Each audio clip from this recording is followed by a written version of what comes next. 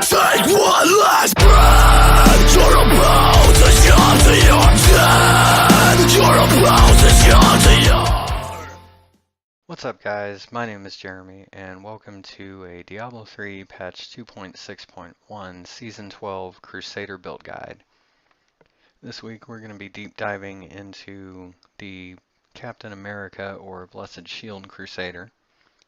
This is a Greater Rift solo pushing build, and just as a forenote, I have adapted this build just a little bit from the Icy Veins build guide that was originally used to set this up, so I'll leave a link to that guide in the description below. So we'll go over all your gear, your legendary gems, your skills and runes, your Kanai's cube powers, and we'll leave a rift clear at the end of the video so you guys can get a picture of the gameplay.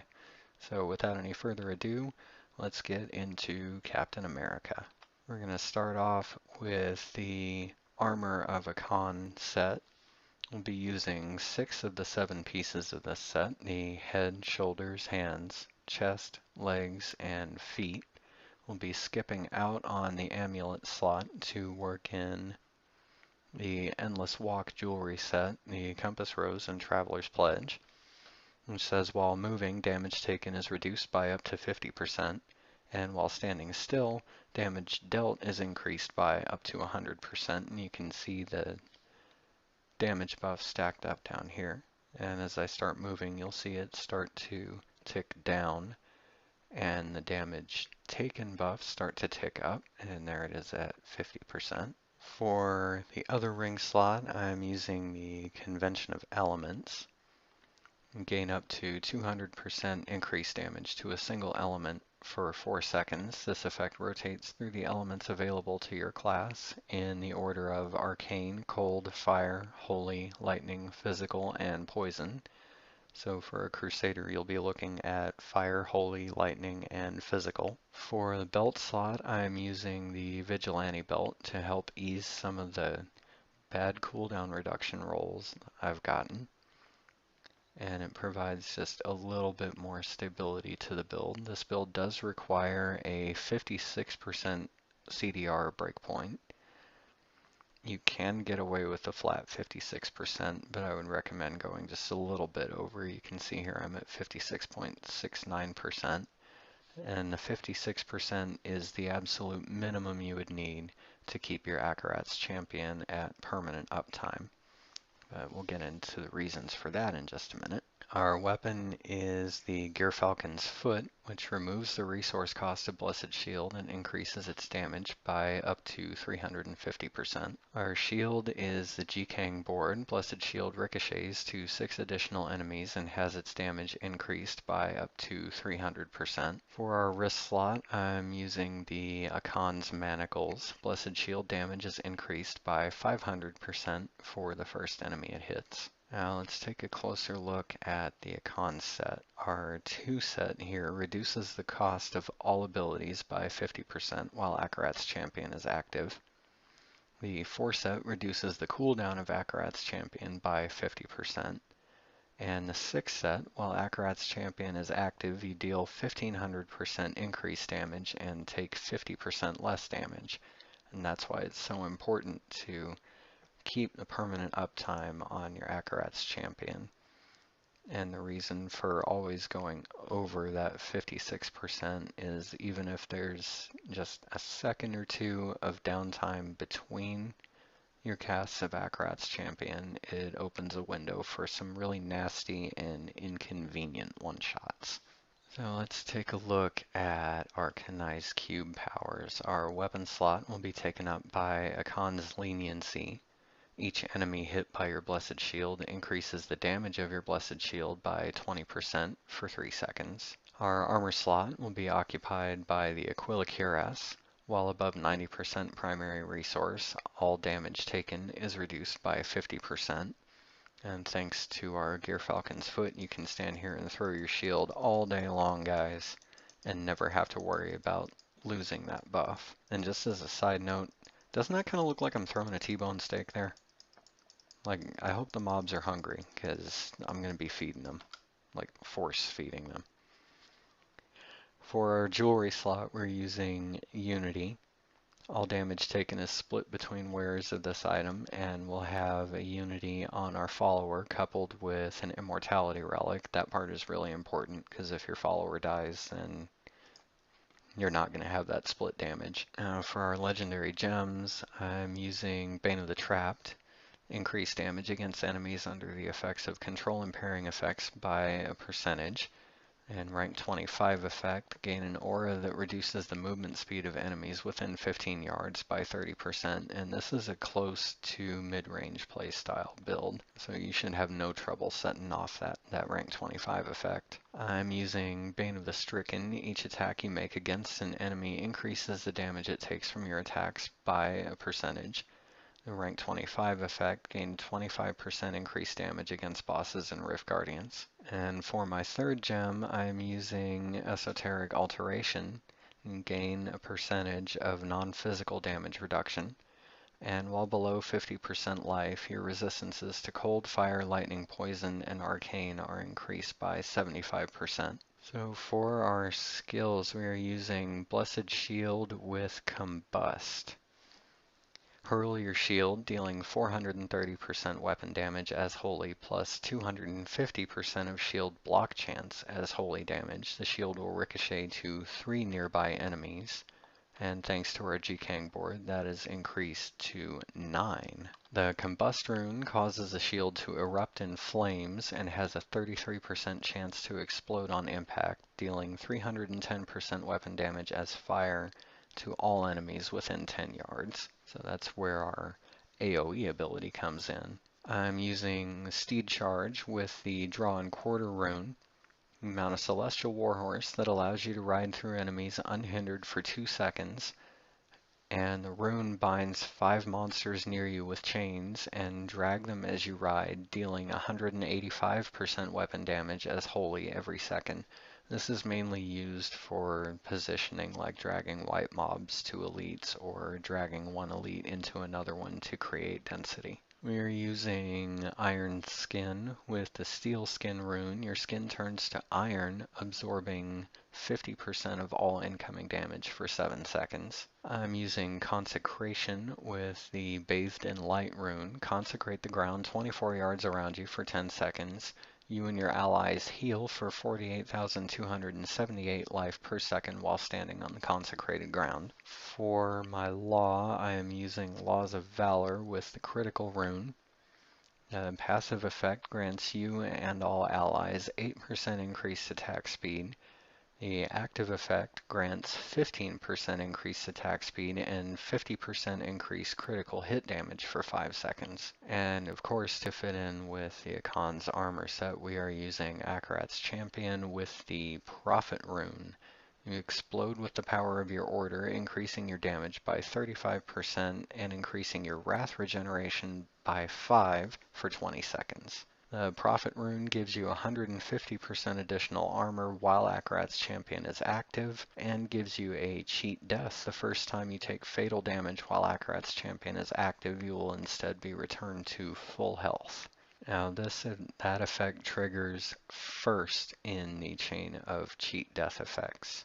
So we'll get into a little bit of the interplay there in just a second. In the passives, our first one is Fervor. While wielding a one-handed weapon, your attack speed is increased by 15% and all cooldowns are reduced by 15%. I'm running Holy Cause. The amount of damage dealt by your weapon is increased by 10%, and whenever you deal holy damage, you heal up to 1% of your total life. That one is interchangeable with Indestructible as a second cheat death. When you receive fatal damage, you instead become immune to damage, gain 35% increased damage, and gain 107,284 life per kill for 5 seconds. This one will trigger second in the cheat death chain, so you can basically juggle that back and forth with Akarat's Champion, and it makes for really convenient survivability. Our third passive is Towering Shield. Increases the damage of Punish, Shield Bash, and Blessed Shield by 20%. and reduces the cooldown or shield glare by 30%. Of course, we're worried about that 20% damage increase to Blessed Shield. And we are using Finery, gain 1.5% strength for every gem socketed into your gear. That's your helm, 3 in your chest, 2 in your pants, and all 3 of your jewelry slots. Now, as for the stats you want on your gear, again, there's a link to the Icy Veins guide in the description for their version, but for my version, we'll be looking for strength, vitality, and crit chance on your helm. For the shoulders, we'll be looking at strength, vitality, either all resist or armor, and cooldown reduction. For your chest, you would want strength, vitality, either armor or all resist. You can ignore that condemn damage there, as I'm using this chest with 2 different sets. For your hands, the ideal roll would be strength, crit damage, crit chance, and cooldown reduction. But if you're running with my build, you can get away with leaving the cooldown reduction off, since you'll be getting it on your belt slot, and go for vitality or all resist. And for our vigilante belt, you would want to aim for strength, all resist or armor, life percent, and cooldown reduction. For your next slot, the ideal roll would be fire damage, crit chance, and cooldown reduction, and a socket. For your wrists, you would want fire damage, strength, either all resist or vitality, and crit chance. For your compass rose, the ideal roll would be a socket, crit damage, crit chance, and cooldown reduction.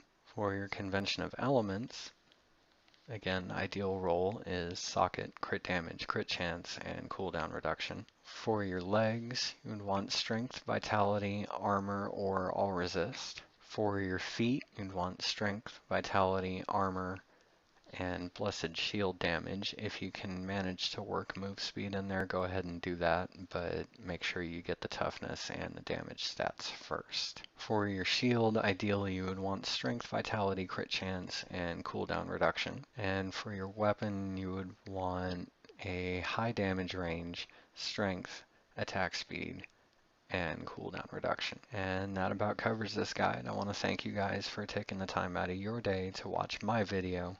Remember, mash that like button, mash that subscribe button, hit it so hard you'll leave a crater. Even if you don't want to go that far, if something I said rang your bell, go ahead and ring mine back. Hit that little bell button or bell icon down there at the bottom, and you'll be among the first to know when new content's available. And thanks again, guys. Have a wonderful day. Peace.